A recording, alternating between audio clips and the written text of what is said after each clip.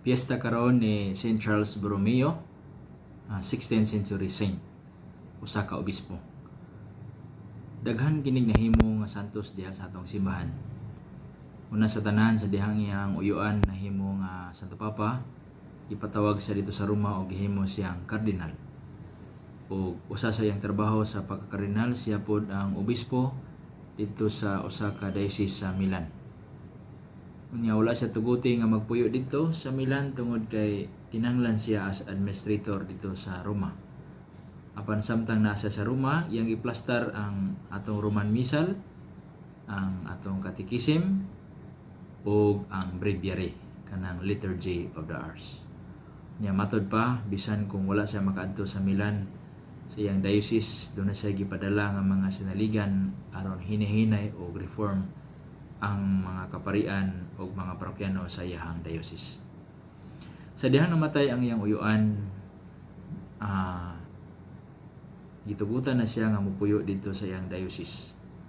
Unya dito sa diocese, iyang reform from top to bottom ang iyang flock sugod sa mga pari ngadto sa mga manimbahay.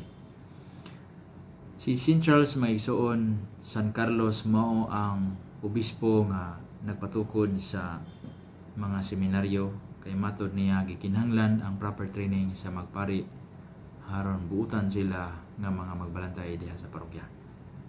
Ug unya diha sa iyahang pagka-obispo, daghan siyang mga synod nga gihimo diha sa iyahang local nga jurisdiction alon sa pagpangonsulta sa mga tao. Anang gihimo ni Papa Francisco karon, dugay na nagisugdan ni San Carlos Borromeo sa iyahang diocese.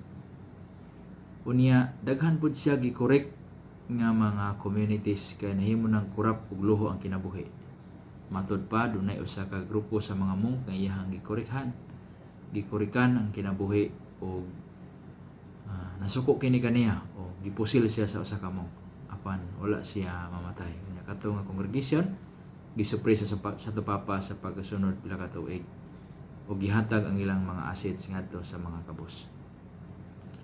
Dunay niabot nga usa ka kagutom hulaw dito sa lugar. Ang bahin ni San Carlos nga bahandi gikan siyang dato ang pamilya, iyang gipakaon sulod sa 3 ka bulan sa mga 3,000 ka mga tao. Unya sa dihang dunay plague nga niabot sa mga tao, giandam niya kagalingon sa kamatayon ug iyang giatimanan ang mga masakiton ngadto sa mga ospital diin ang mga worst nga mga cases na dito nagstay sa ospital.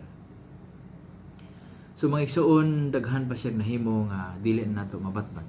Apan ang kinabuhi ni San Carlos Borromeo example sa pagka-creative sa pagsangyaw sa gingharian sa langit dinhi sa yuta.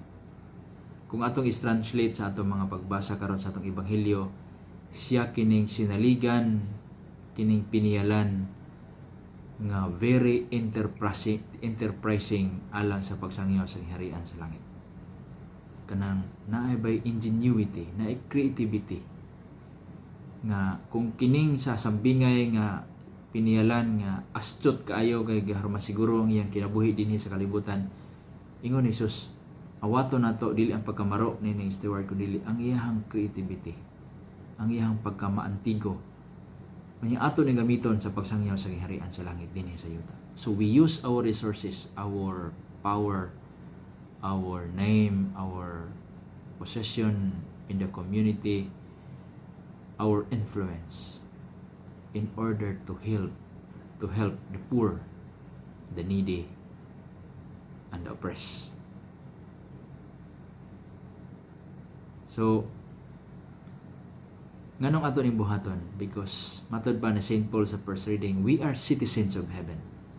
So kung citizen ta sa langit, din unsa man atong trabaho sa kalibutan, we are pilgrimage here on earth. We are on pilgrimage. We are pilgrim on earth.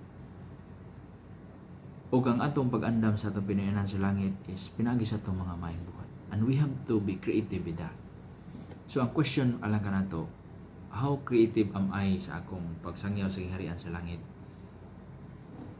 Gamit ang akong mga resources, time o kapasidad. God bless you.